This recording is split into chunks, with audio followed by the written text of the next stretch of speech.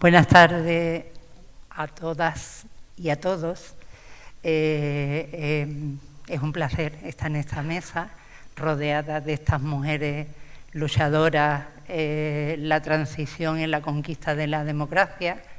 Y sobre todo para mí es un placer ver a este público joven que nos va a escuchar y contar nuestras experiencias de aquella época que fue, con sus luces y sus sombras, la que vivimos, la que tuvimos y la que estuvimos luchando por nuestros derechos, ¿vale? La mujer, la transición y la conquista de la democracia. La primera vez que se aprobó el voto femenino universal en España fue en el año 31, en 1931, durante la Segunda República, cuando el golpe de Estado del general Franco y la posterior dictadura, las mujeres perdimos todos los derechos que habíamos conseguido durante la República, es decir, que nos duraron muy poco esos derechos. Durante 41 años estuvimos sin ni siquiera poder votar. No fue hasta 1977 cuando se recuperó este derecho y lo ejercimos en las primeras elecciones democráticas después de 41 años de dictadura. Este derecho no fue fácil de recuperar y en la lucha, a veces silenciada, de muchas mujeres, queremos dedicar los próximos minutos. Se concedieron muchos derechos perdidos durante la dictadura, traducidos en leyes. Sin embargo, las mentalidades no evolucionaron tan rápido como las leyes que conseguimos. Hablar de las mujeres durante la transición significa fijarse en una pluralidad de personas con distintas condiciones, experiencias vitales y esperanzas para el futuro. Con esta premisa de pluralidad hemos querido reunirnos aquí con Salvadora Ruiz Sánchez, Antonia Sánchez Pérez, Salvadora Patón Ligero, Loli Pérez Ramírez, María José Cabias González y Pepi Aragón Pareja. Esta invitación a esta mesa se ha extendido a más mujeres que muchas por cuestiones de salud no han podido venir, pero también queremos agradecerlo y algunas las nombrarán cuando cuenten sus relatos, ¿no? Pues le paso la palabra a Salvadora Ruiz para que ella nos cuente cómo llega a Conil y su experiencia en esos años de la transición. Muy buenas tardes. Mira, me han cogido así, no sabía nada. Pero bueno, si yo cuento mi historia, desde que yo llegué a Conil, yo llegué a Conil con 8 años. A Conil, no, al campo, al Colorado. Llegué con 8 años, yo soy de Ubrique. Y bueno, mi padre era peón caminero. Para que no sepa lo que es peón caminero, es empleado de obras públicas, los que cuidaban los caminos, las carreteras. Y era la mayor de 5 hermanos. Mi madre siempre enferma, entonces desde los 8 años he estado trabajando y luchando. Mis hermanos han sido como si fueran mis hijos. Después me casé muy joven y tuve 7 hijos. Así que mira tú, si tengo historias sobre criar hijos. Y bueno, desde pequeñita he sentido mucho las cosas, los problemas de los demás. Todo me lo he echado para mí, lo he sentido como si fuera mío. Y nada, mi familia viene de republicanos, porque yo tuve un tío que fue en la guerra civil, fue capitán del Ejército Rojo, y cuando terminó la guerra pues se tuvo que ir a la sierra y hacerse maqui. Que por cierto aquí presentamos un libro que escribieron sobre la historia de mi tío y de otro compañero suyo. Y todo eso lo he vivido desde pequeña y he luchado por las mujeres desde pequeñita. Bueno, A mí me dijo una vez una compañera, estás metida en todas partes menos en catequesis. Y yo le dije, pues en catequesis, ¿por qué no me han llamado? Si no, también estaba. Porque enseñaba a niñas que estaban guardando pavos a prepararla para que hicieran la comunión, así que estaba en catequesis sin estar en catequesis. Así que, ¿qué queréis que os diga? He luchado por las libertades de las mujeres, sobre todo las mujeres del campo. Cuando la transición, pues mi marido fue concejal de la primera legislatura. Mi marido está vivo, y con la cabeza muy bien, que si hubiera venido esta mañana también cuenta problemas del campo y todo lo que se luchó. Y yo he estado detrás con él. Y después, pues en el 91 entré de concejal en el ayuntamiento, fui concejal de Bienestar Social y la primera mujer concejal de la mujer. La primera mujer que salió con las mujeres el día 8 de marzo a la calle repartiendo claveles y poesía. Y me acuerdo que las mujeres mayores de aquella época, porque ahora soy yo mucho más mayor que eran ellas entonces, ¿no? Nos veían en la calle y decían, ¿dónde irán las locas esas? Irse a su casa a fregar. Entonces he estado luchando por el bienestar de todo desde el principio. Y cuando el 23F, pues estaba mi hijo el mayor haciendo la mili en Capitanía en San Fernando. Y yo estaba embarazada de mi hija, la más chica, que tiene 45 años. Y cuando yo escuché todo el revuelto, porque yo estaba en la cocina y la tele en el salón, estaba con las votaciones, y escuché el alto y el tratejero, pues la verdad que me llevé un susto muy grande, y yo, ay, mi niño, porque enseguida encuartelaron a todos, pero afortunadamente mi hijo entró enseguida por la puerta, entonces fue mucho alivio lo que sentimos. Y bueno, me han tenido las mujeres cada vez que me han necesitado para todo y luchando para todo. Con Loli he luchado mucho, he ido muchas veces a Cádiz, a reuniones de mujeres. Bueno, ¿qué quieres que te cuente más? De preguntarme si queréis. Ella sigue luchando, sigue estando al lado de asociaciones de mujeres y derechos sociales. Bueno, la Asociación de Mujeres del Campo La Jara tiene 25 años, cumple en enero.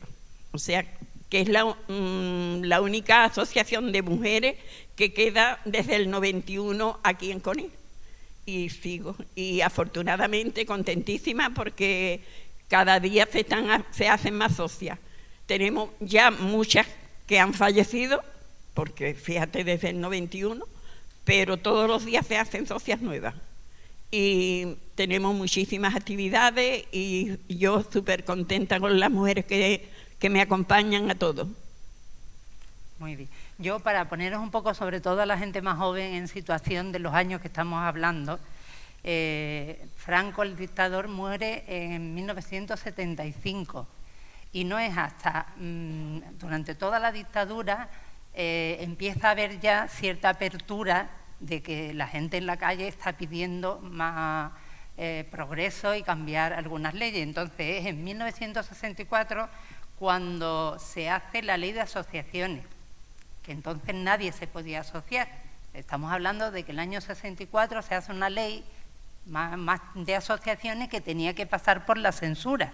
Es decir, que ellos te tenían que autorizar si estaba la asociación en línea con lo que la ideología que ellos tenían, y si no te la censuraban. Estaba prohibido el derecho de reunión, nadie se podía reunir, entonces las reuniones eran clandestinas. Hasta 1977 no se crean legalmente algunos sindicatos. La Asociación de Mujeres Separadas, no divorciadas, no había divorcio, sí lo hubo durante la República, separadas, se crea en 1973 por un grupo de abogadas que intentan ayudar a las mujeres que ya era insoportable vivir en su matrimonio, ¿no? En el Real Decreto de 16 de noviembre del 78 se pasa de la mayoría de edad de 21 años a los 18 años, con lo cual, cuando el referéndum de la Constitución pudimos votar, yo digo pudimos porque acababa de cumplir los 18, las y los que teníamos 18 años. Luego vinieron las elecciones generales del 77, la legalización de partidos políticos. En 1978 se despenalizó el uso de anticonceptivos y el adulterio.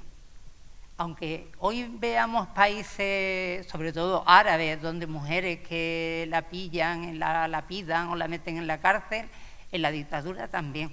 Es decir, las mujeres, si no eran fieles a sus maridos, iban a la cárcel. Los hombres no. Los anticonceptivos, pues por una razón, económicamente hacía falta que la mujer se incorporara al mundo del trabajo, y todas las que estamos aquí sabemos lo difícil que es conciliar, trabajar, criar hijos y muchas más inquietudes que como mujeres teníamos en aquella época, ¿no?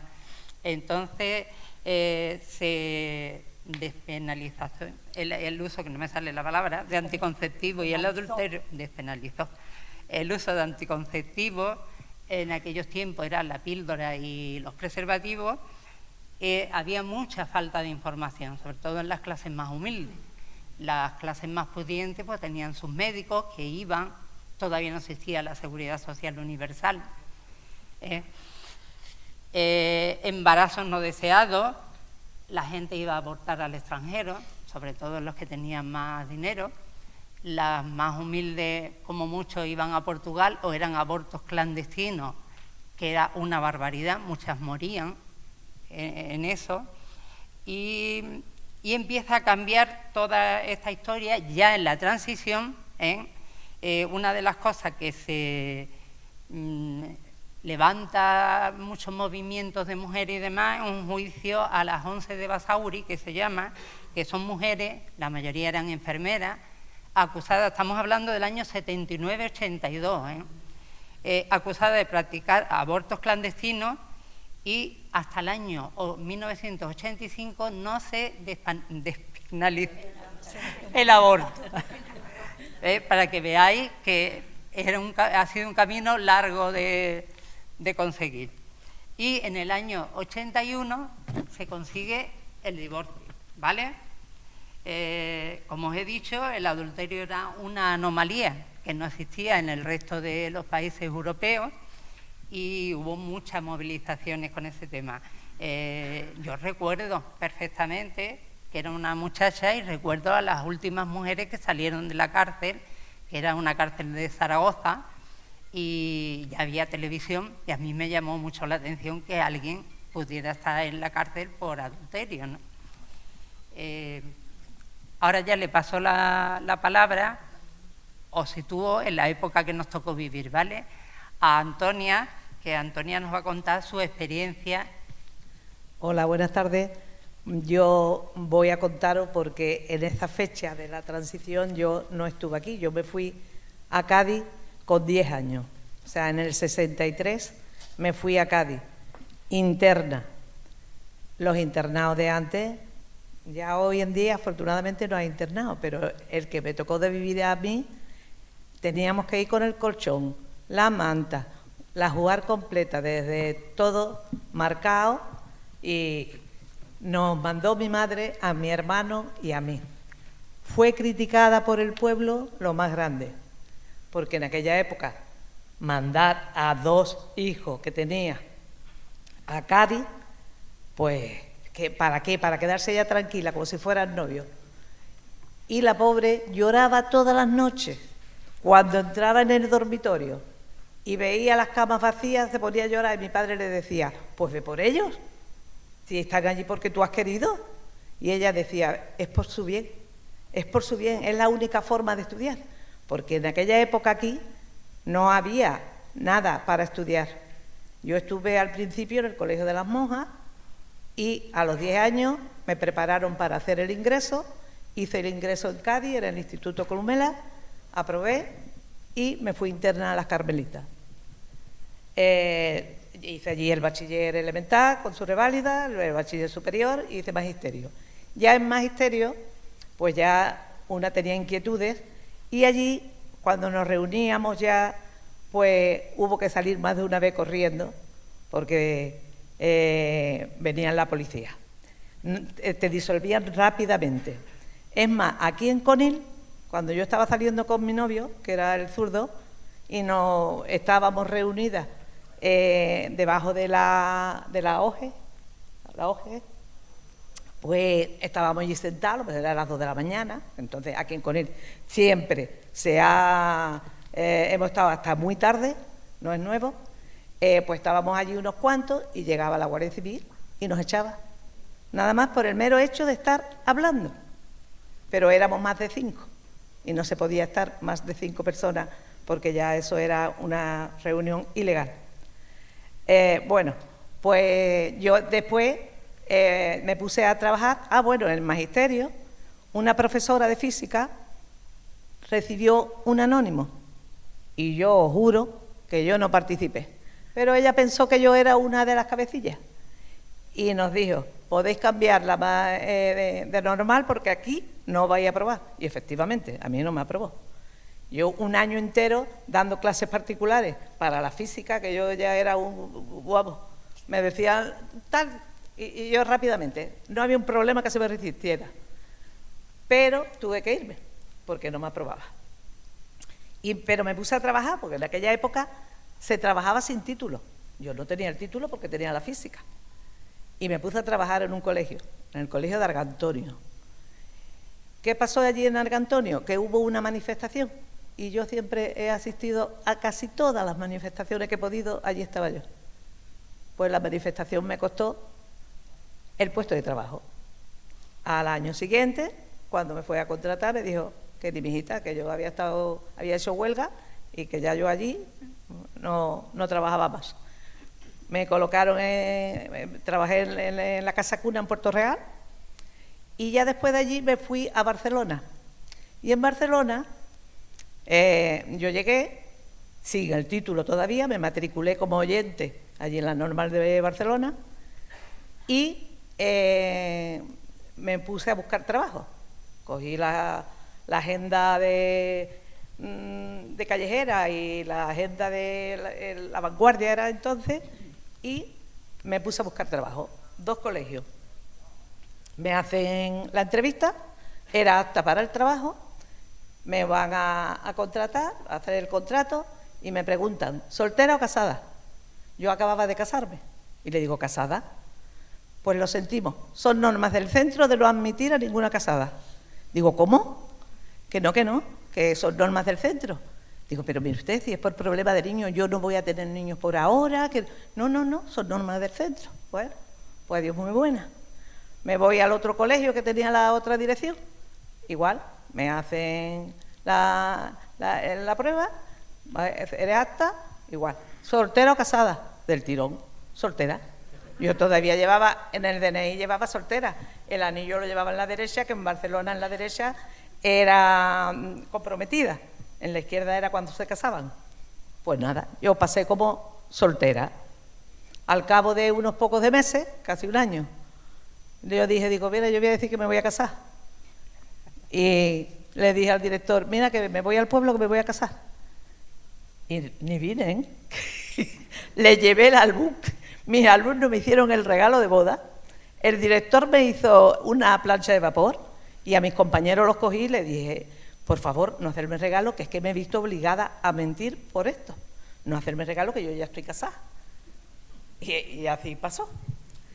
Bueno, pues ya luego, fijaros, era duro en aquella época, por ser mujer ya tenía muchos problemas. Después allí recuerdo que aquello era manifestaciones, un día sí y un día no. Y allí no te preguntaba, tú ibas en la manifestación y no te preguntaba si tú ibas por algún motivo o que tú ibas de paso. Allí tenías tú que empezar a correr y quitarte de en medio si no recibía palo, igual que los demás. Eso era, vamos, recuerdo Una noche que fuimos a ver al cantautor en el Palau Blaugrana, a Luis Llach. Estábamos todos allí con los encendedores, escuchando, y de pronto se presentaron los Grises. ¡Hala! ¡A correr!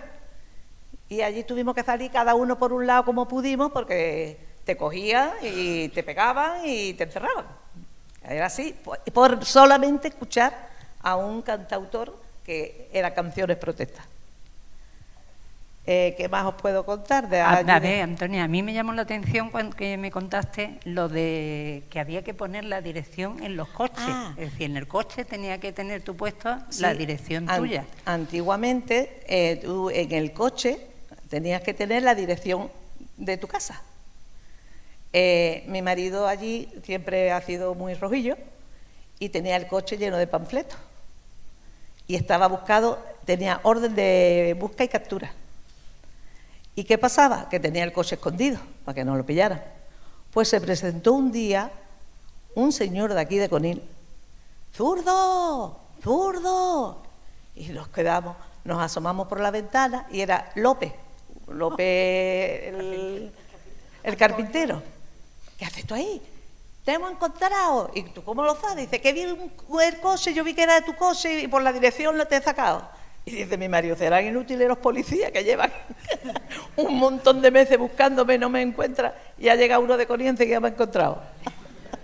Son anécdotas de aquella época, pero para que veáis el control que había. Bueno, y Salvadora nos puede hablar también, que ella estaba casada, que una mujer, para sacar dinero del banco o sacarse el carnet de conducir, ¿no? Si no tenía el permiso del marido, no, nada.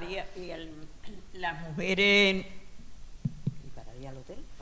no podíamos tener acceso a una cuenta ni nada sin permiso del marido, ni a trabajar. Como ha dicho Antonia, que si estaba casada no la admitían, pues es que como no tuviera permiso del marido, para mucho trabajo tampoco la admitían. Y para ir a un hotel, o estabas casada, ibas con tu marido, porque no te admitían tampoco. Soltera así tampoco te admitían, tenías que llevar a tu marido. Y en aquella época, para tú irte con tu pareja, te tenías que casar. No había otra. No es como hoy en día, afortunadamente. Bueno, pues ya yo después llegué aquí a Conil, cuando ya con mi hija, y mi intención era quedarme en Conil. Me fui al Colegio de las Monjas, que es donde yo he estado trabajando 40 años, y la entrevista, me llamaron ellas porque necesitaban una. Y yo estaba aquí de baja maternal. De baja maternal de 40 días, no como la baja de hoy en día, solamente 40 días. Y me llamaron y fui y le dije, digo, mira hermana, mi intención es quedarme aquí, porque ya yo tengo la niña pequeña, mi marido ya se queda aquí, pero me sabe mal dejar el curso a media. Yo voy a volver a Barcelona y cuando termine el curso yo estoy disponible para trabajar. Bueno, ella en la entrevista que me hizo, le parecí bien, pero tenía un problema. ¿Y sabéis cuál era? Que mi marido era comunista. Entonces ya yo no podía trabajar allí, porque mi marido era comunista. Y yo le contesté, mi marido es comunista, sí, pero yo soy socialista. En aquella época yo era socialista. Ya después me he convertido más rojilla. y entonces digo, pero ¿usted sabe cuál fue el primer comunista? Dice, ¿cómo? Digo, que Jesucristo fue el primer comunista. O sea, que deba extrañar. Total, que no me colocaron. Bueno, no me colocaron porque yo me fui a Barcelona a terminar el curso, con la niña sola y mi marido ya se quedó aquí. Y yo me fui con la niña sola, teniéndola que llevar a una guardería y ir al colegio. Y me vengo en verano y ya después, en ese curso empezado, necesitaron de otra y me llamaron. Y ya a raíz de ahí empecé a trabajar en el Colegio de las Monjas.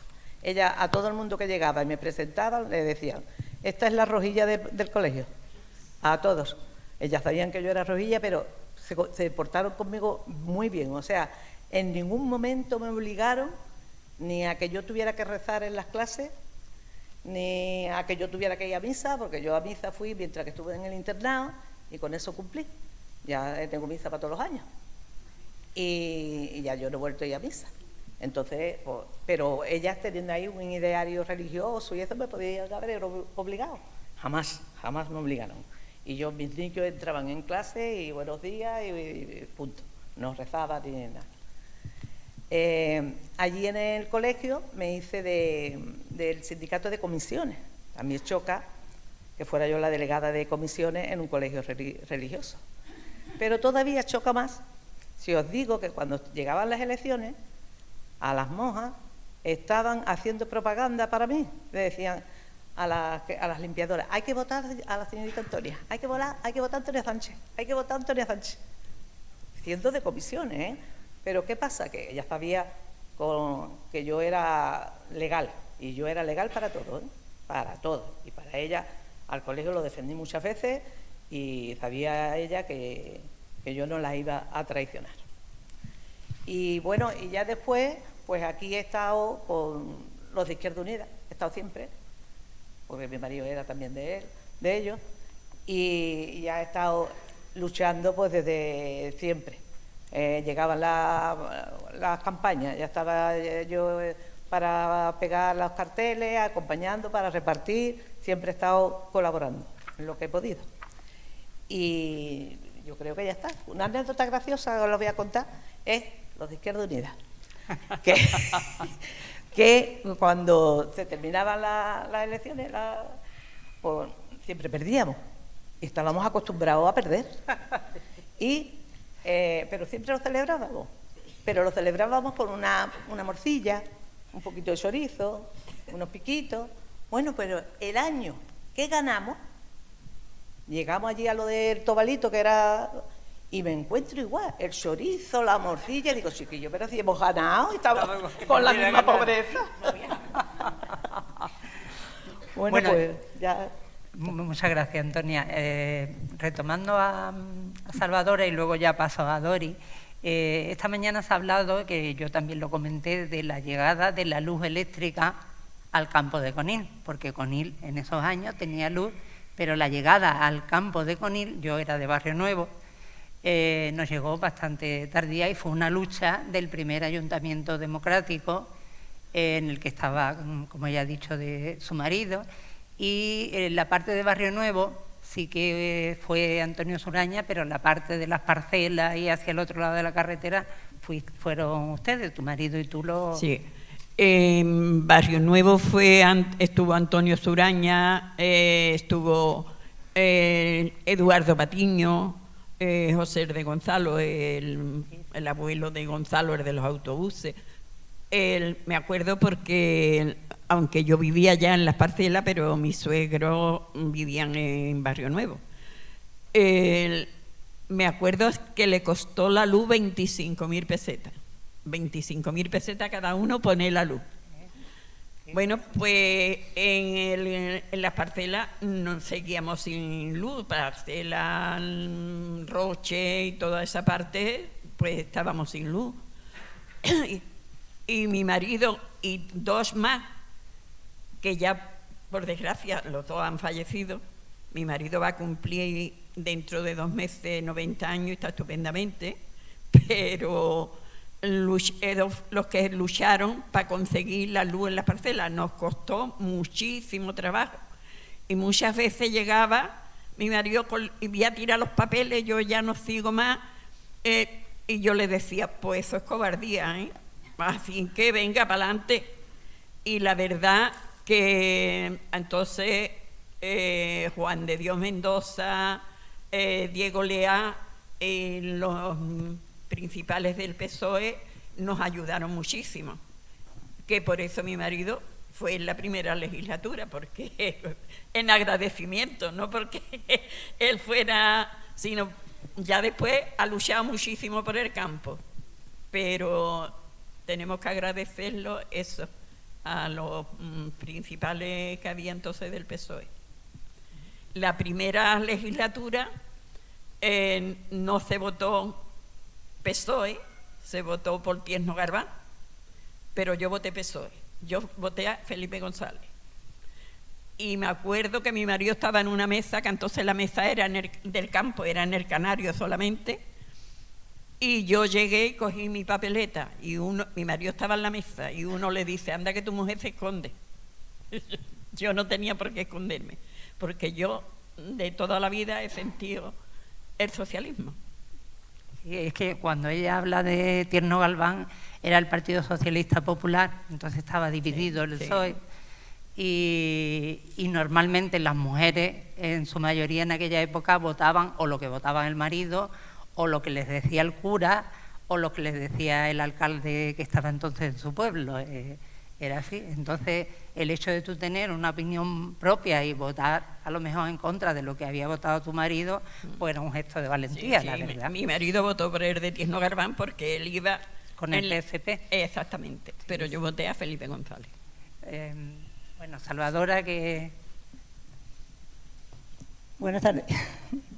Yo me aparto un poquito de esto porque voy a hablar de una cosa que conté en la radio, que mi hermana me dijo que si me había equivocado de época, pero la voy a repetir otra vez porque una cosa, como esto está detrás de la memoria democrática y de la transmisión de la memoria democrática, y a mí me marcó mucho lo que me contaba mi madre, que hicieron a las mujeres cuando la guerra, aquí en Conil, que es muy conocido, supongo que la gente joven lo conocéis la historia, de cómo trataron a las mujeres después de la guerra. Nada, bueno, os lo voy a decir.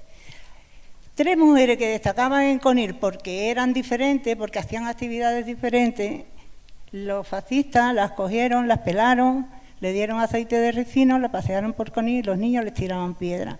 Y eso nos lo contó a mi madre, a nosotras, a todo el mundo. Mi hija también se lo había contado. O sea, y eso te va creando un germen ahí, ¿no? Te crea un germen. Y yo creo que ese germen es el que me hizo a mí ver las mujeres de otra manera.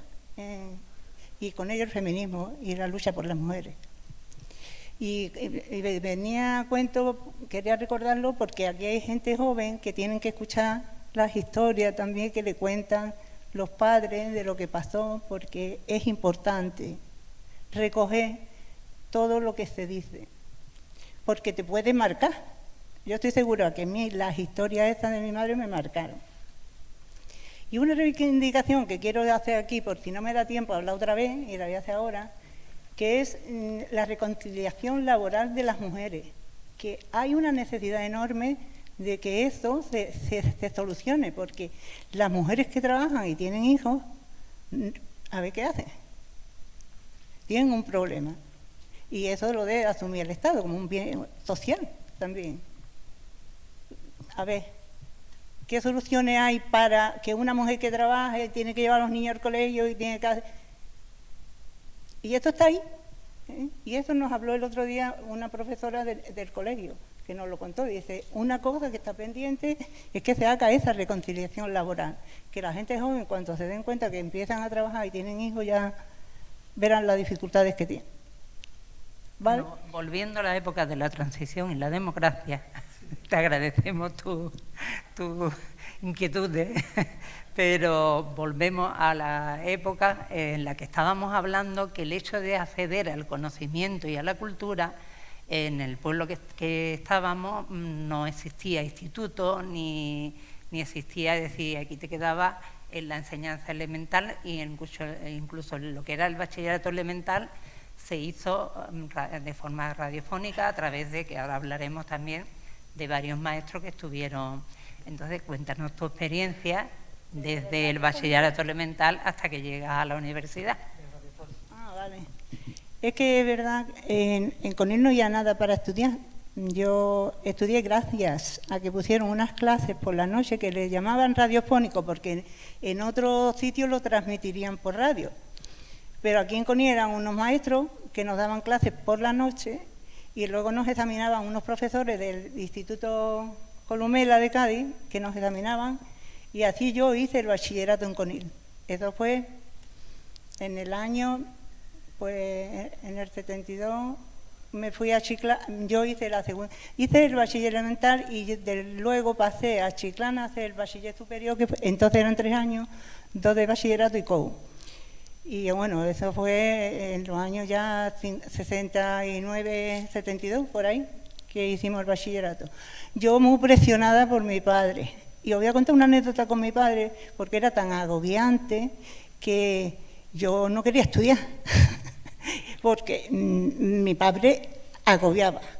Y entonces le di tanta lata que dice mi padre, pues no estudies y no quieres. Y a raíz dije yo, pues ahora voy a estudiar. Y entonces bueno, en aquellos tiempos, tanto los bachilleratos y lo que era la universidad era un germen de cambio social y político. Tú sí estuviste... bueno. Tengo que ir recordando. Es que esta mañana lo he contado yo. Pero esta mañana no tenía el público que tienes ahora. Bueno, ¿cómo entré yo en política y todo eso, no? Bueno, yo era inquieta y empezamos un movimiento junior que organizaba un sacerdote aquí, Juan Manuel. Es que no parecían sacerdotes, porque era un cura muy... Y empecé con el movimiento del junior y luego del movimiento junior, que mi hermana está ahí, que participó, lo tengo que decir otra vez. Ella tenía 6 años y yo tenía 17. Y organizamos actividades y cosas de esas. Y luego de ahí pasamos a Juvenco, que yo colaboré mucho con Juvenco. Juvenco era un club de jóvenes en Conil, que teníamos el salón este del parroquial, el salón este que hay ahí al lado. No sé si lo conocéis, está poco conocido ahora ya el salón parroquial, no se hace nada, ¿no? Bueno, una pregunta retórica, porque... Y... ¿Qué dice ahí que no me acuerdo? Venga, cuando llegaste... Os voy a contar que yo fui presidenta del club por 2 puntos, 2 votos a favor. Y esos 2 votos me lo dieron la gente, por ejemplo, 2 votos más, porque... teníamos el Club Juvenco, pero en el Club Juvenco había una mesa de billar, un tocadiscos, escuchábamos música, se hacían unas actividades lo que se podía hacer, porque no te permitían nada. Entonces, muchos jóvenes querían que hiciéramos baile en el Juvenco, y ahí yo me moví un poquito con el cura, porque dependía mucho del permiso del cura, porque aunque no pertenecía el local al cura, sí estaba por medio el cura. Y en esa me dieron 2 votos más por eso. Y entonces fue presidenta de Juvenco. Y ahí en Juvenco se trabajó mucho, se hicieron de todo. Vamos, teníamos teatro, tenía el escenario, tiene un escenario con lo que se hicimos teatro. Más actividades. Ahora, baile, no. El cura no consintió con el permiso. Bueno, para que no te enrolles mucho con el cura y Juvenco y demás, que ya... entras en la Joven Guardia Roja cuando estás en el Instituto de Bachillerato y te presentas a las primeras elecciones locales con el PT. Y también voy a decir lo de la Asamblea de Jóvenes, por Dios, que los jóvenes participen. A ver, para legalizar la Asociación Democrática de la Juventud, yo fui a Madrid a una asamblea de jóvenes que era clandestina. Fui en el año 75 vamos, en la víspera de que muriera Franco, y Madrid bullía. En Madrid estaba politizado, había muchísimas quejas y deseando que Franco se moviera, ¿no? Y yo fui a una asamblea que me quedé con la boca abierta, porque es que yo creo la asamblea mejor que he visto en mi vida. Y que creo que no voy a volver a ver otra. Era una iglesia y eso estaba abarrotado de gente joven. Llena la iglesia de gente joven, juventud, sobre todo estudiantes. Yo había empezado magisterio ese año, o sea, jóvenes. Yo tenía 21 cuando empecé magisterio. Y una asamblea que te queda... Había gente por todos lados, gente hablando, participando. Uno decía una idea, otro decía otra. Y eso fue una de las experiencias para mí más gratificantes que he vivido todavía con Franco vivo. O sea, todavía en la dictadura. Increíble, pero con mucho miedo, ¿eh? Llegamos a la iglesia y salimos escondidos. Y así, porque eran gente de toda España, ¿eh? Una experiencia... Muy bien. Vamos a pasar las palabras a las compañeras porque vamos justita de tiempo. Gracias. Lola nos va a hablar también de... Tengo mucho tiempo, ya soy Lola. Tengo muchos años. Lola Verde. nos va a hablar de un germen que hubo en Conil referente a la cultura y demás, bueno, y demás cosas, de lo que era el teatro de cámara y ensayo. Muy bueno. Se me olvidaba la palabra. Hola, buenas tardes.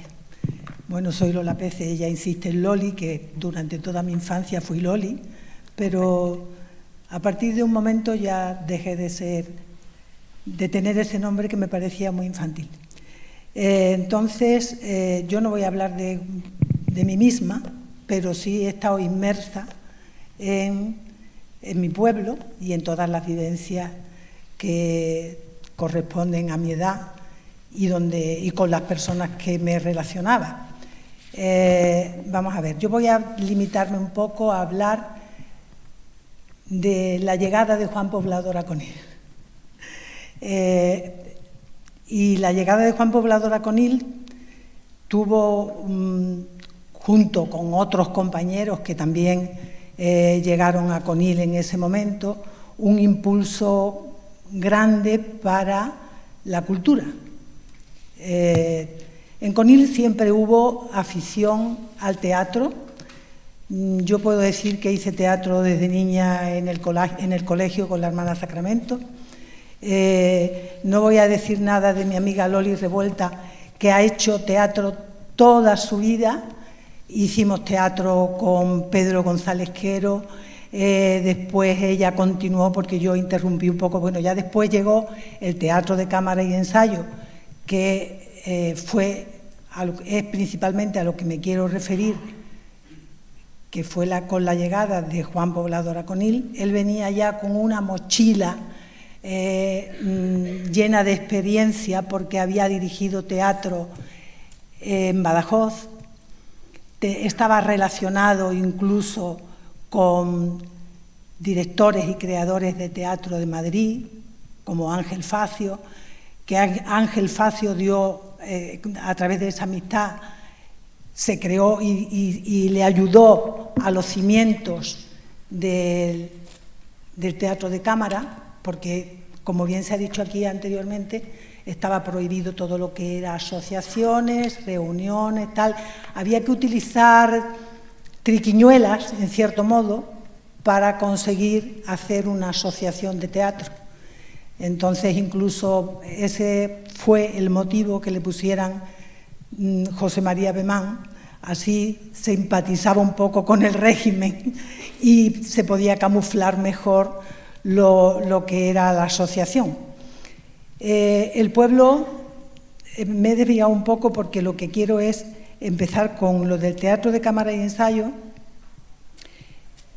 Juan Poblador, cuando llega a Conil, se pone en contacto con la gente que, como digo, era muy aficionada al teatro.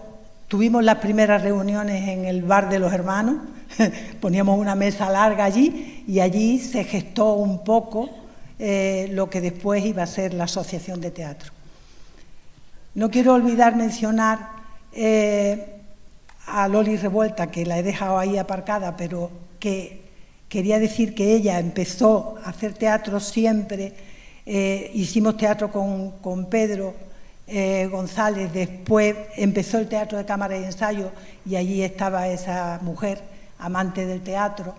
Después vino, cuando ya el teatro de cámara y ensayo dejó de tener la vigencia que había tenido, porque fue el impulso, se hizo teatro en el colegio, teatro con los maestros, se pusieron obras. La primera obra que se puso del teatro de cámara y ensayo fue La camisa, una obra en esa época revolucionaria. Esa obra se estrenó en 1962 y aquí se pondría en el 65 o 66. Fue la primera obra del teatro de cámara y ensayo. Y yo no estaba en Conil, yo había asistido a las reuniones para crear la asociación de teatro. Me fui a Barcelona y en ese tiempo pusieron La camisa, de Lauro Olmo. Una obra social en la que se contenía todo la problemática de la emigración, de la precariedad en el trabajo, de la falta de vivienda, era como sorprendente, ¿no? Porque en verdad en Conil, que toda la vida se había hecho teatro, pues nos habíamos limitado un poco a los hermanos Álvarez Quintero, ¿qué queréis que os diga? Pero a partir de ese momento eso fue lo más novedoso, que se pudieron tocar obras muy atrevidas, porque el director lo era y porque las personas con las que se relacionó lo apoyaban, y se pusieron obras como Las trapacerías de Escapén, como La camisa que ya he dicho que fue la primera, El pagador de promesa, la feria de Cuernecabra de Mañas. En fin, era un teatro que daba pie a adquirir otros conocimientos, otras inquietudes, y que se manifestaba claramente lo que era la sociedad con todas sus precariedades, y que anteriormente pues había sido un teatro más de... Siempre es cultural, siempre da formación, siempre hace que la gente lo pase bien y piense un poco, pero claro, cuando ya se llegan a determinadas obras, pues se profundiza más, ¿no? Este grupo de personas que creó el Teatro de Cámara y Ensayo, a raíz del Teatro de Cámara y Ensayo tuvo lugar también lo del bachillerato radiofónico, que no era tal, para nosotros no era radiofónico en el sentido de que teníamos un profesor para cada asignatura. Don Esteban, que había llegado a Conil represaliado porque él había hecho la guerra, era un republicano, y le pilló la represalia que se tomó contra los maestros republicanos. Muchos de ellos no pudieron continuar impartiendo la enseñanza. Él, dentro de todo, tuvo la fortuna de que lo desterraron de su ciudad, de Málaga, y se vino a Conil. Y claro, cuando él en Conil era el hombre más discreto del mundo, porque es verdad que la guerra tuvo que dejar mucha huella a las personas que la sufrieron, y que además encima habían sufrido la represalia al final de la guerra.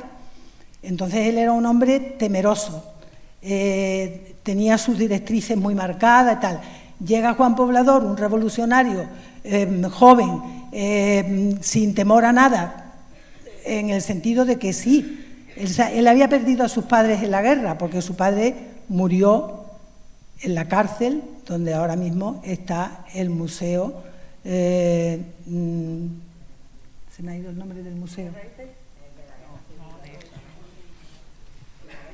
Sí, no, el museo de Madrid, el Reina Sofía, el museo Reina Sofía, en lo que ahora es la cafetería del Reina Sofía, lo que había entonces era una cárcel con prisioneros republicanos, y allí murió mi suegro, el padre de mi marido. Entonces él con 7 años perdió a su padre, a raíz de perder a su padre perdió también a su madre, pero no dejan de ser vivencias de la infancia. No había vivido la guerra de la forma que, por ejemplo, como me he referido a don Esteban, ¿no?, que la sufrió él ya con una conciencia y la represalia posterior. Él, después de todo, de morir su padre en la posguerra, como consecuencia de ser republicano, tuvo, dentro de todo, la suerte de poderse educar en un colegio interno, él y su hermano, porque su padre, como militar, su padre era carabinero, su padre como militar había pagado, se pagaba al mismo tiempo que, como mismo ahora se pagan los impuestos, pagaban también para el internado de sus hijos, para lo que pudiera pasar en el futuro. Total, que pudo educarse en un colegio magnífico, en el Infanta María Teresa en Madrid. Me refería a que como niño no había podido vivir la guerra de la misma manera que don Esteban. Pero a don Esteban le vino maravillosamente que este grupo de maestros, Juan Poblador, Juan de Dios Mendoza, Antonio González, un grupo de maestros que se agruparon para ayudar, en cierto modo, las deficiencias que entonces tenía el pueblo. Como hemos dicho antes, no había bachillerato, el colegio al que íbamos te enseñaban hasta donde te enseñaban, salías sin titulación ninguna, aquí no se hacía ni siquiera el ingreso para el instituto. Entonces el impulso ese, al que asistieron un montón de mujeres al bachillerato radiofónico. En el bachillerato radiofónico estábamos, yo era muy joven, pero había otras personas más mayores. Lila Ureva asistió, Nena Ureva, Lina Rubio, Chani Peces, que por cierto, ella recibió de manos de Pedro Valdecanto, que fue el que, junto con los maestros, consiguió, o gracias a él, se consiguió lo del teatro, lo del instituto, que no era el instituto, era el bachillerato radiofónico. Chani Peces recibió un premio literario porque nosotros en el bachillerato elemental que estábamos cursando, había un maestro, todos eran muy interesantes, pero había uno que se dedicaba a la literatura y estaba muy interesado por la literatura, por la poesía. Entonces, me acuerdo que Chani recibió en este escenario, en la casa en el salón parroquial. En el salón parroquial recibió un premio literario de manos de... claro, el salón parroquial hizo una función grandísima, buenísima, para lo que eran todos los actos que se celebraban, porque el teatro traía mucho... Bueno, se hizo la asociación, la mayoría de la gente se apuntó y eran socias, colaboraban, porque claro, después poner la obra costaba dinero. Eso no estaba subvencionado de ninguna manera, la subvención tenía que ser del pueblo. Y la gente colaboró muchísimo y estaba muy interesada. Asistían a todas las conferencias, las fuerzas vivas del pueblo y el pueblo en general. Todo el mundo estaba interesado por las actividades culturales que se estaban haciendo en ese momento. Los dueños del cine y del cine Moreno y del cine San José colaboraron muchísimo también, porque cuando teníamos que poner una obra, a veces se ponía en el salón parroquial, pero la mayoría de las veces en el cine Moreno y en el cine San José. Con motivo de esta asociación también hicimos un cineclub. Ahí vimos desde Ingmar Bergman, películas de Ingmar Bergman, hasta lo más moderno y lo más cinéfilo de la época, aunque nosotros no lo fuéramos, pero había un coloquio después que motivaba a la gente a reflexionar sobre la obra que acabábamos de ver. Asistíamos al cineclub de Vejer o a Chiclana, o sea, que había vida cultural para un pueblo que verdaderamente después de una época tan, digamos, oscura y pobre en el aspecto cultural, muy pobre, pues entonces se vivió todo con mucho interés. Bueno, yo quiero hacerte... ¿Puedo decir algo? ¿Perdón? Es que no nos da tiempo porque nos queda muy poco tiempo, Dori. Yo te iba a decir, tú has querido hablar de poblador, pero yo también quería que hablaras de ti. Es decir, tú eres una representante de las personas que hicieron el bachillerato elemental, que luego sí. accedieron al primer curso de la extensión del bachillerato sí, del García Gutiérrez, lo inauguré. Hiciste magisterio, que coincidiste conmigo, sí. Y me gustaría que contara la anécdota de qué pasó el 23 de febrero, aquella noche que la compartimos las dos. Pues nada, que estábamos las dos en Cádiz, en el pisito de las niñas, que cuando teníamos clase por la tarde nos quedábamos a comer allí con ellas, en la calle Sacramento. Y bueno, todavía estoy viendo la cocina. Y de momento escuchamos unos disparates. Ah, no, los niños llamaron, los niños llamaron y vinieron rápidamente al piso a decirnos lo que estaba pasando. Claro, ponemos la radio y eso se repetía. Era una cosa, la escuchaba y era como cuando cayeron las Torres Gemelas. Tú dices, esto es ficción, no estás pensando que eso pueda ser una realidad. Y lo era, por desgracia. Entonces, estábamos ya sobrecogidos, llamo a casa, mi marido me dice que nos vayamos para Conil, yo tenía coche y, bueno, pues nos vinimos para Conil, ya ella se vino conmigo y durmió en casa. Recuerdo que estaba todo oscuro, atravesamos San Fernando. Íbamos solas en la carretera, veníamos solas en la carretera, porque, claro, la gente que quiera que no, eso fue muy impresionante. Bueno, es una pena porque, claro, yo hablar de mí no tiene mucho, porque yo en el fondo lo que he hecho, o lo que como yo haya desarrollado mi vida, es por mí misma, por supuesto, por mi inquietud, porque siempre fui una contestataria, siempre pensé que nadie tenía que decidir por mí, pero si he arrancado con todo lo del teatro y lo de Juan Poblador, es porque hay yo soy un poco la consecuencia, o él es un poco la motivación por la que yo pude hacer determinadas cosas. Pocas mujeres, después de estar casadas, porque claro, como bien decía Antonia, o te casabas o no te ibas con tu pareja a ningún lado, eso está claro. Yo, porque mi padre era un socialista convencido y un hombre muy progresista y tenía una mentalidad un poco diferente al resto de la gente de la época, yo por lo menos pude ir a Madrid con mi novio y pude ir a Badajoz, pero vamos, con carabina, porque mi prima Chani iba a pegarme. Aparte de que en ese momento los hombres también tenían una educación que sabían que había que esperar a casarse. O sea que parece un poco absurdo, si queréis, pero es así. Entonces no había problema, en cierto modo, de correr el peligro de...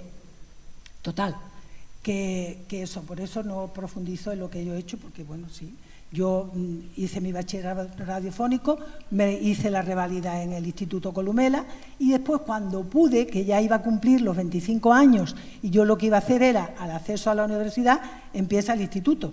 Mi hijo tenía 3 años y medio, digo, yo me voy al instituto, que en el recreo le doy un vistazo al niño y hago la compra. Y así lo hice. Fue eso, un mérito de todas las mujeres que accedimos a carreras y demás gracias a, o que nos fuimos internas, o que algunas esperaron al bachillerato y demás. Yo quiero dar las gracias por vuestra paciencia. Hemos empezado muy tarde esta mesa. Disculpa. Pero hay algo muy importante que sí quiero decir, o por lo menos yo lo considero que es importante. Después de hablar del teatro, que es a lo que he venido, y de decir toda la gente que han desfilado después del Teatro de Cámara de Ensayo, vino Pepe Telman, después la agrupación de los amigos del teatro, Gaspar por otro lado, en fin, ha sido una continuidad toda la vida. ¿Y dónde está el teatro de Conil? Porque Conil no tiene teatro, y tiene Teatro Chiclana en el centro, donde tiene que estar, tiene Teatro Vejer, tiene teatro, yo qué sé, he mirado todos los, no voy a hacer ¿y dónde está el de Conil? A mí que no me digan ahora que es que hay un proyecto para hacer en el Real de la Feria un edificio que puede ser el teatro. Si nosotros tenemos la oportunidad más grande del mundo, que costará trabajo, que no será fácil, por lo que no se habrá conseguido, será que no será fácil, pero pienso que nosotros, la gente del pueblo, tenemos que reivindicar en Conil un teatro, porque Conil se lo merece. Ahí queda eso. La reivindicación del teatro, que creo que es muy importante.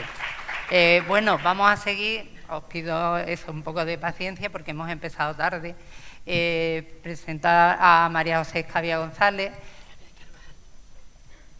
Escavia de Carvajal y González. Bueno, y todo el mundo la conocemos por María José Escavia. Bueno, María José de la Cañella, bueno, ella también es de nuestra generación de la transición, pero además su madre, Rosario González Mato, fue la primera concejal del Ayuntamiento Democrático del 79. Entonces, le cedo la palabra. Efectivamente, soy María José, como todos me conocéis, por la Cañella, y buenas tardes sobre todo. Y es verdad, yo tuve mi parte de la joven Guardia Roja y todo eso, pero bueno, vengo aquí en representación más que nada de mi madre, que fue la primera mujer de la lista democrática del año 1979, la primera y la única que iba en la lista. Y bueno, aquello me acuerdo yo que fue una cosa así, porque decía, mamá, yo tenía ya 19 años, 18, le decía, pero mamá, tú, no, porque a ella siempre le había gustado, ella siempre se había quejado de todo y a ella siempre le gustaba. Y yo me acuerdo que lo primero que hice fue, mi madre era viuda, se quedó viuda con 35 años, y lo primero que hice fue, cuando iba a los mítines, era cogerme de la mano y llevarme. Y aquí han dicho que es verdad que las mujeres entonces no tenían el dinero, tenía que tener una cartilla, lo tenía que tener con el marido, si iban a un sitio tenían que ser con el marido. Mi madre tuvo esa cosa, que ella se relanzó porque al ser viuda no dependía de un hombre, con lo cual eso a ella sí que lo vio, o sea, lo vio desde lejos. Yo siempre he pensado que mi madre fue una adelantada de su tiempo. Vamos, porque ella fue la primera mujer que se sacó el carnet de conducir en Conil. Entonces, aquello, me acuerdo que la gente la miraba como diciendo, pues esta mujer, ¿quién es? Y bueno, ella estuvo en el año 1979, lo que pasa que, como le pasó siempre, era tan metida y llevaba las cosas tan bien y decía sobre todo la verdad. Ella estuvo solamente 3 meses de concejala, porque ella votó a favor del Partido del Trabajo entonces, que había 2 concejales, a favor de los trabajadores, y la echaron. Bueno, la echaron y de momento la apartaron. Pero ahora, por ejemplo, cuando tú tienes tu acta, el acta es tuya, no es del partido. En el año 1979 el acta no era tuyo, era del partido y el partido disponía. Entonces, con lo cual, cuando mi madre quiere seguir, le dicen que no. Y a mi madre le apartaron y a los 3 meses la dejaron fuera y nunca más volvió a ser concejala, porque durante 4 años la tuvieron ahí, que fue el tiempo que Alonso Puerta en Madrid lo echaron también por reivindicar a los trabajadores, pero claro, él pudo y reivindicó, fue al juzgado y en el último mes, me parece que fue, del año de esas elecciones, de ese tiempo, le dieron el acta de concejal, pero claro, mi madre en aquel tiempo lo que tenía era de todo, mucho coraje menos dinero. Entonces, pues no pudo seguir. Y la verdad que sí, que fue, yo creo que fue muy adelantada, una adelantada en su tiempo.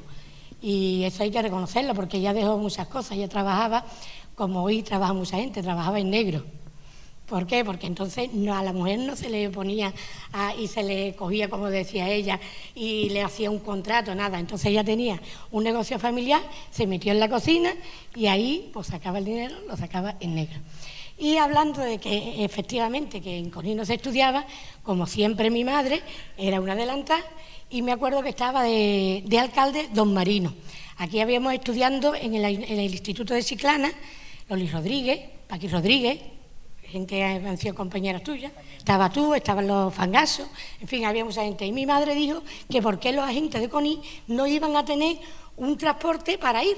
Entonces reunió más o menos a los padres, pero en aquel tiempo todo el mundo sabe que en Conil pasa eso. Todo el mundo habla, pero a la hora de la verdad todo el mundo se echa para atrás.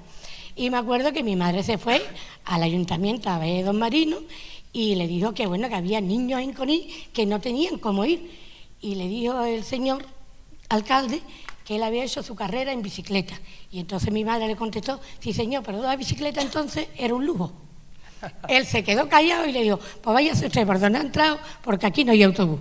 Y así fue, nosotros llevamos el coche de línea.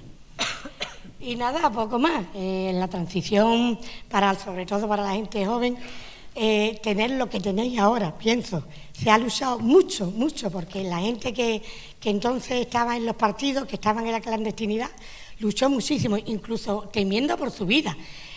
Por su bienestar social, por todo. Entonces, os habéis encontrado una cosa que lo que no quisiera es que esto se fuera para atrás, porque veo que, por ejemplo, afortunadamente ahora con lo de Palestina estoy viendo mucha gente joven en la calle, mucha manifestación, pero aquí se han perdido, por ejemplo, la sanidad pública, que se ha perdido muchísimo y no somos capaces de que la gente joven y todo el mundo vaya a la calle por esa sanidad que nos pertenece a otros. Es que la sanidad que hay aquí en España yo creo que es una de las mejores que ha habido en Europa, porque aquí se viene la gente de Londres y se operaban aquí. porque y entonces que tengan gente joven que irse a otro lado a trabajar no me parece. Nosotros tenemos la mejor sanidad que pueda tener nadie y creo que nos tenemos que echar toda la calle por todos los derechos que aquí se ha conseguido anteriormente y que hay que seguir conservando. Y para eso necesitamos a todos los jóvenes. Está claro. Gracias. Como veis, a pesar de la edad y de lo que sea, seguimos reivindicando. Es decir, lo hacíamos en aquellos años y lo seguimos haciendo ahora. Voy a presentar por último a Pepi Aragón Pareja.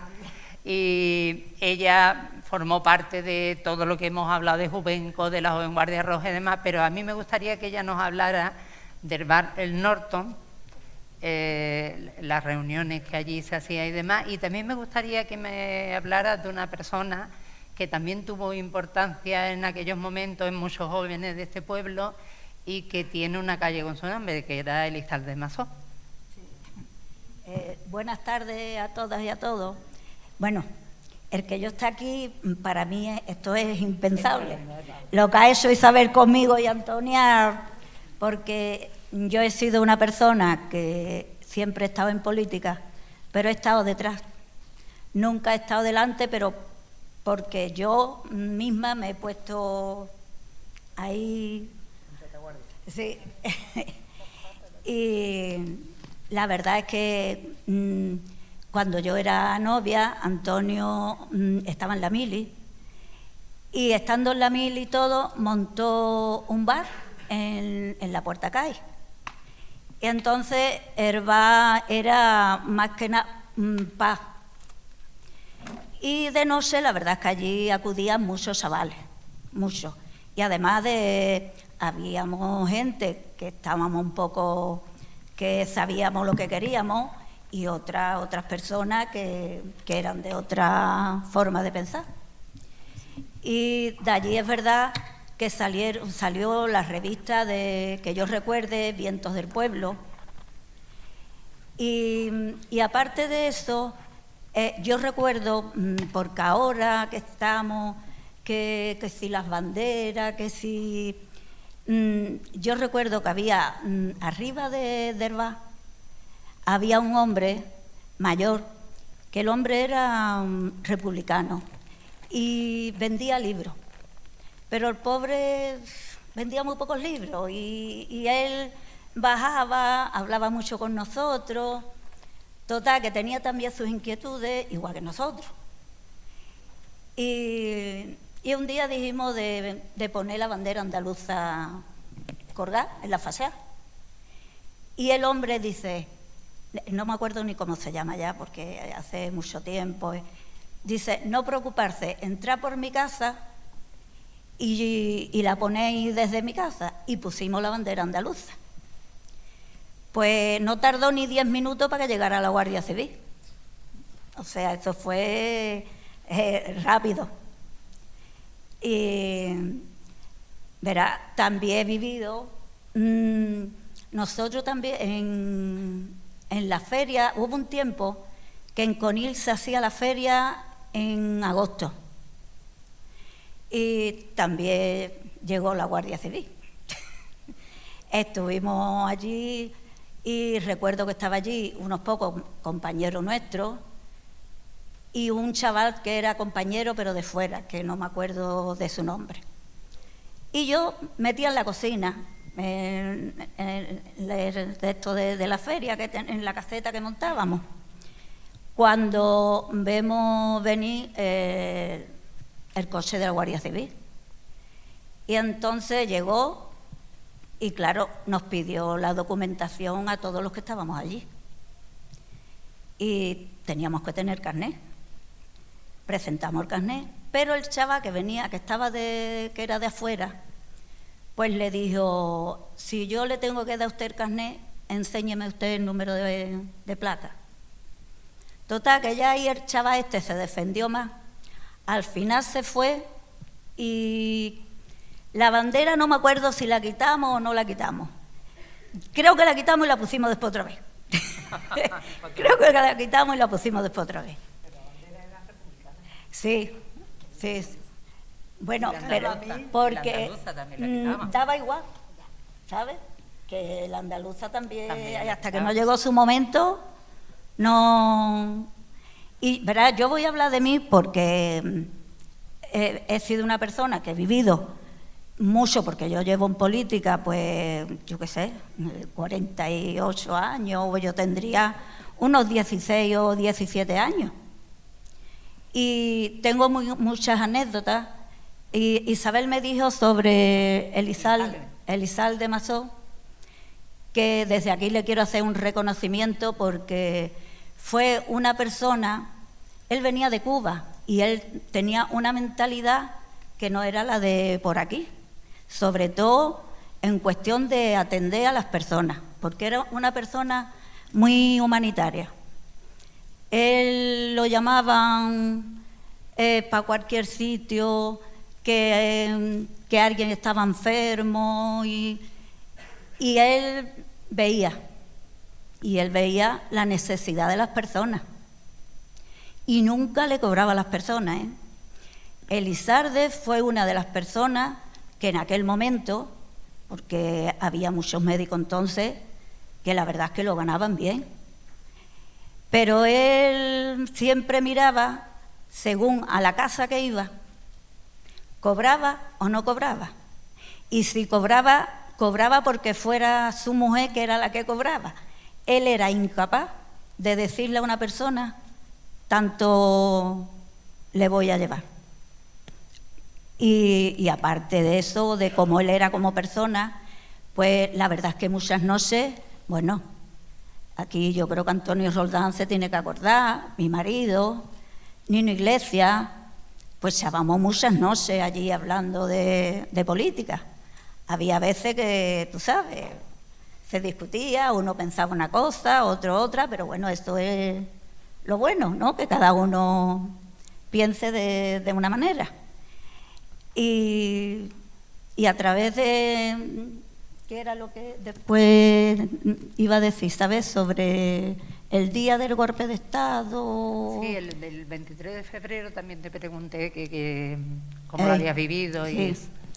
Pues el 23 de febrero yo quedé con entonces mi novio, que hoy es mi marido, y quedé por la tarde para dar una vuelta y quedar con los amigos. Y cuando pasamos por Hervá de Hermislo, pues hubo un revuelo que nosotros allí entrábamos mucho, pero entramos y entonces pues estaban dando en la televisión que se estaba dando un golpe de Estado. Pues claro, aquí todo el mundo nos pusimos inquietos, porque yo, por ejemplo, y muchos de mi edad, pertenecíamos y estábamos en el PT, en el Partido del Trabajo. Y ya a partir de estar ahí en Hervá de Hermislo, luego cogimos para la barbería, peluquería de Antonio Márquez. Y lo mismo, allí ya también se juntaron muchos chavales de nuestra generación, gente que también estaban como nosotros, porque con tal de que tú estuvieras en una asociación o que estuvieras en cualquier, ya estaba señalado. Y luego de estar ahí, pues yo no me acuerdo si me fui con Antonio Roldán y mi marido o fui con él solo y luego llegó Antonio. Nos fuimos para la casa de mi amigo Juan Morillo, que desde aquí le doy un abrazo muy fuerte a él y a mi amiga Carmen. Y nos fuimos para allá, para la casa de Juan. Y claro, estábamos allí y no dábamos crédito a lo que estaba pasando. Y además con mucha preocupación, porque es que nosotros estábamos señalados. Y ya había momentos que entre risas y broma, porque decía tú, bueno, a ver lo que pasa. Y Juan Morillo, con su humor, decía, Norton, que prepara la barquilla de tu padre, que nosotros cogemos para Marruecos, porque la cosa está... Y el 23 de febrero lo vivimos, pero vamos, muy mal porque es que cada uno pertenecíamos al partido del PT entonces. Cuando se habla del 23 de febrero del 81 es el golpe de Tejero. El golpe de Estado. El Congreso estuvo secuestrado por Guardia Civil y militares hasta que salió el rey.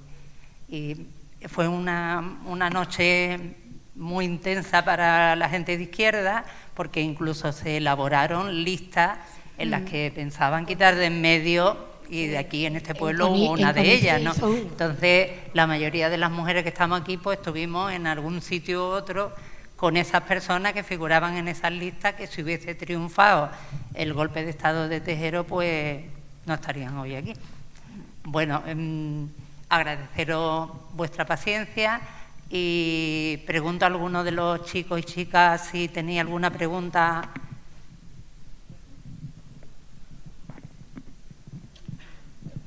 Pues agradeceros vuestra paciencia, como he dicho, y que estéis aquí. Yo solo quiero terminar con una frase que decía Simone de Beauvoir, que era una filósofa y feminista, que quiero aclarar que hoy en día el término feminista está muy denostado y feminismo es igualdad. Es decir, lo contrario al machismo es el embrismo, que muchas veces se utilizan mal los términos y demás. Entonces quiero hablar de esta feminista que decía: